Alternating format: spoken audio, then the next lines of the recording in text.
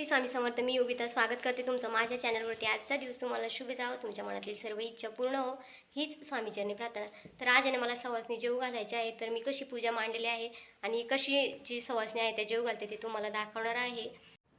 आता रांगोळी तुम्ही बघत असाल तर एवढी काही भारी काढलेली नाही आहे, साधी सिंपलच काढलेली आहे. आता घरी काही कार्यक्रम असला आणि म्हणजे ना सर्वच काही करायचं असलं तर ना घाई गडबड होऊन जाते. तर काय करावं आणि काय नाही करावं असं होऊन जातं. तर तुम्हाला होतं का ते मला माहीत नाही, पण मला होतंच, कायमच असं होतं की म्हणजे करायचं तर भरपूर काही असतं, पण टाईम एवढा नसतो आणि कोणीतरी सोबत असलं ना तर बरं होतं. तर इथे ना मम्मी आणि सासूबाई मांडे करण्यासाठी म्हणजे ना आम्हाला इथं घरी काही सोय नाही आहे, तर मळ्यात गेले होते. आणि माझी जी भाची आहे ती मला म्हणजे त्या इथं गावातच असतात त्या मावस भाची, तर त्या मला मदतीला आल्या होत्या. पण तोपर्यंत मी रांगोळी वगैरे काढून घेतली. नंतर त्यांनी मला रस वगैरे करू लागले होते. आता हे जर मांड्याचा स्वयंपाक असला ना तर त्याला जेवढी मदत असते तेवढी कमीच असते. आणि मळ्यात मांडे असल्यामुळं मग आम्ही दोघी इथं घरी जे होतं ते आटोपलं होतं. तर त्या आल्या त्या येईपर्यंत मी इथं सर्व तयारी म्हणजे ना सुवासिनीला देण्यासाठी जे ओटी भरण्यासाठी जे जे लागतं ते व्यवस्थित असं काढून ठेवलं होतं. नंतर घाई गडबड नको, ओटी भरण्यासाठी गहू काढून ठेवले होते. आणि आता तुम्हाला मी सांगते की हा फक्त इथं फोटो आहे, देवावर आमच्या जुन्या घरात आहे. तर जे सासरे आहेत ते देवपूजा करत असतात. तर मी फक्त एक सकाळी दिवा लागावं म्हणून इथं एक देव ठेवलेला आहे. कारण म्हणजे घरात दिवा जळत राहिला पाहिजे असं सकाळी सकाळी किंवा संध्याकाळच्या वेळेस. त्यामुळे आहे ना मग एक फोटो ठेवलेला आहे. तर तुम्ही म्हणत असाल की देवहारा नाही आहे म्हणून, आणि आम्हाला देवहारा चालत पण नाही. म्हणजे तो कुणी दिला तरच चालतो, म्हणजे पूर्वीपासून आमचं चालत आलेलं आहे. तर इथं सर्व सुवासिनींना जे मी देवीचा टाक होता म्हणजे जे टाक बनवलेले असतात ते टाक तिथे आहे ना जे आपलं पूजेचं सामान होतं किंवा ओटी भरण्याचं सामान होतं त्याच्यात ठेवलं होतं. आणि मग सर्वजण पूजा करत होते. एक ताई खूप लेट आल्या होत्या, त्याच्यामुळे सर्वांना जेवायला काय बसत नव्हतं. इथं 7 कुळाच्या 7 ज्या स्त्रिया आहेत त्या मी बोलावल्या होत्या. तर काही काही जण एकाच कुळातल्या घालतात, पण मी म्हटलं चला आपण भरपूर दिवसानंतर करतोय आणि आल्यानंतर खूप थकल्यासारखं झालं होतं. त्याच्यामुळं आमच्याकडं देव पण परतावे लागतात. पण ज्या दिवशी मी सवासणी जेवू घातले त्या दिवशी काय माझ्याकडनं काही कारणास्तव आहे ना त्या दिवशी मला ते जे म्हणजे 5 मुलं जेवू घालावं लागतात किंवा जागरण गोंधळ करतात. तर आता जागरण गोंधळ करायचा होता, पण आता काही कारणास्तव नाही करणं झाला. पण माझी इच्छा आहे की एकदा तरी जागरण गोंधळ मोठा करणार. तर बघू आता, देवाची इच्छा असली तर लवकरच कधीतरी ते योग येतील. तर असं म्हणतात की तोंडातून काढलं तर ते केलंच पाहिजे. पण मी करेल, पण त्याला वेळ आहे. तर बघा इथं त्या ताईंची वाट बघत होतो की त्या कधी येतील. आणि मी काय खोटं काही बोलत नाही, माझ्या मनात जे असतं तेच मी बोलते. तर माझे व्हिडिओ माझे पाहुणे बघतात, म्हणजेच माहेरचे बघतात, सासरकडे बघतात, गल्लीतले बघतात, गावातले बघतात आणि अजूनही बाहेरगावचे पण बघतात. फक्त एवढंच आहे की जे जे काही जण आहेत ते कमेंट करत नाही, पण माझे भरपूर असे नातेवाईक आहेत की ते पण व्हिडिओ बघतात. त्याच्यामुळे मी खोटं काही बोलत नाही, की म्हणजे आहे त्यापेक्षा काही वाढवून सांगत नाही किंवा काही कमी पण सांगत नाही. माझं जसं आहे तसं. तर आणि काहींना माझे विचार पटत असतील, काहींना नाही पटत, काहींना माझे व्हिडिओ काढणंच पटत नाही. मी व्हिडिओ करते त्याचाही काही ना राग येतो. काही व्यक्त करतात, काही मनात ठेवतात. तर चला, आपण देवाचं हे कार्यक्रम आहे तिथं लोकांचा विषय बोलणं मला योग्य वाटत नाही. पण एक सांगते, कसं आहे ना, आपलेच आपल्याला कधी कधी मागं ओढण्याचा प्रयत्न करत असतात.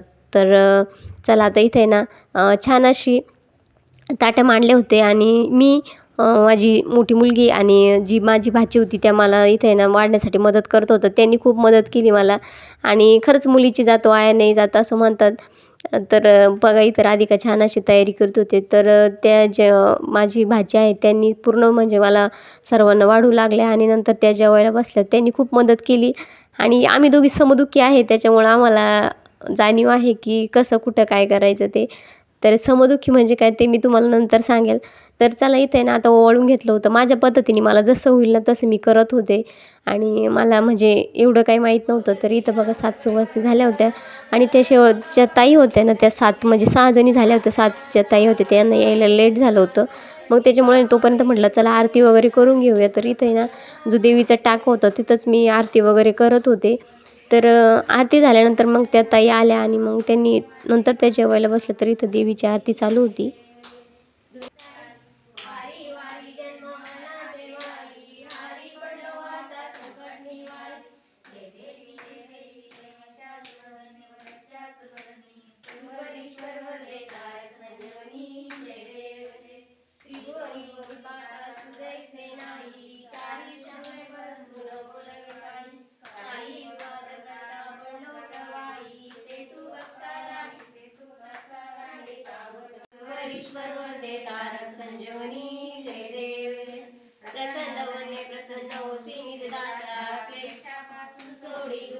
पासून सोडी सोडी व पाशा आंबे तुझ वाचून कोण पूर्वीला आशा नरहरी कलीन झाला पद पंकज लेशा जय देव जय जय देव आंबे मातेचा गो दो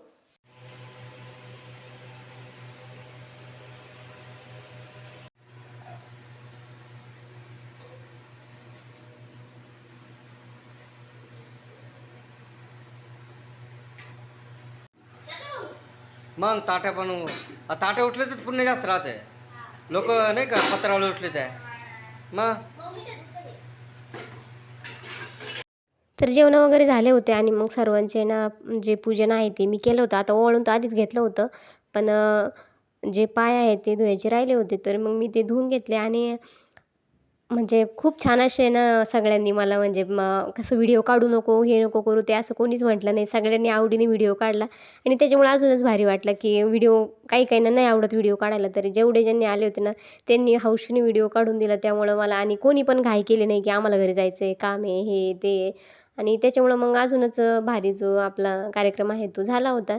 तर आता याच्यानंतर आहे ना मला जे काय म्हणतात हां दिवट्या म्हणजे आमच्याकडे आहे ना देव परतावे लागतात म्हणजे ना देव इथं घरी आल्यानंतर आहे ना निवद पाणी करून पुन्हा जे खंडोबाचं मंदिर असेल तिथं नेऊन नैवेद्य दाखवावं लागतात. पूर्णाचे नैवेद्य करायचे आणि 5 मुलं जेव घालावे लागतात. तर त्याचा व्हिडिओ मी ॲड केलेला आहे तर व्हिडिओ स्किप न करता पूर्ण बघा. तर बघा अशा पद्धतीने सर्वांचं पूजन करून घेतलं होतं. तर मी इथं म्हणजे ना ते पाणी कशाला टाकायचं काय एवढं काही माहीत नव्हतं तर ते विचारून घेत होते त्यांना आणि मला आहे ना बोलायची सवय आहे तर काहींना माझा राग येत असेल तर मी ना का म्हणजे जे असेल नसेल ते मन मोकळे बोलून टाकते. भलेही मग कधी कधी चुकीचे शब्द पण निघतात मी काय म्हणत नाही की मी योग्यच बोलते. कधी ना जास्त आणि कधी जास्त बोलणं पण नडतं आणि काय करणार आता सवय लागलेली आहे मला जास्त म्हणजे असं जर कोणी म्हटलं दिवसभर तू शांत बस तर माझ्याच्याने होतच नाही. मला म्हणजे बडबड करायला लागते. तर जरी घरात असले ना मी माझं काहीतरी म्हणजे ना वाईट नाही चांगले विचार चालू असतात की काय असं केल्याने काय होईल हे केल्याने काय होईल आणि मला जास्त तोंडावरती बोलायला म्हणजे असं कोणाचं मन दुखेल असंही मला आवडत नाही. तर आणि कोणाविषयी राग असेल तर तू त्याला बोलून त्याला दुखवण्यापेक्षा तो मी मनातच ठेवते. आणि इथे छान अशी आता ओटी भरली नंतर फोटो पण काढले होते आणि छान इथे ना मी रुमाल वगैरे घेतले होते जे माझ्याच्याने शक्य होईल ना. तर मेहंदीचे कोण बघितले होते पण ते काही भेटले नाही. त्याच्यामुळं मग जे होतं ना ते मी इथं सर्व जे ओटी भरण्याचं साहित्य आहे ते दिलं होतं.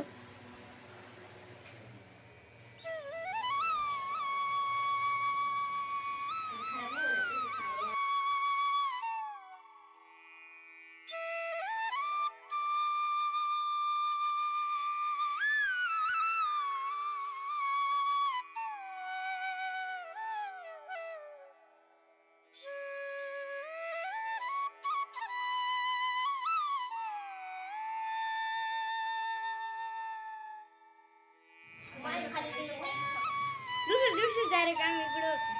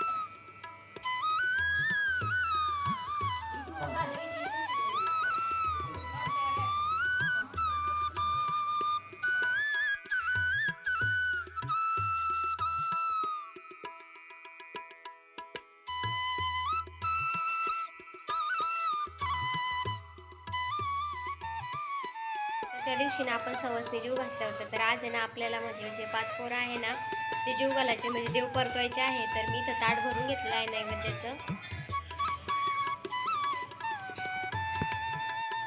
तर बघा इथे ना मी नैवेद्य भरून घेतलेला आहे आणि इथं पण ताटात खोबऱ्याची वाटी, नारळ आणि देव घेतलेले आहे. तर बघा आता आहे ना आपल्याला मंदिरात जायचं आहे आणि मग 5 पोरं जे आहे ते जीव घालायचे आहे. तर चला आता आपण मंदिरात जाऊया.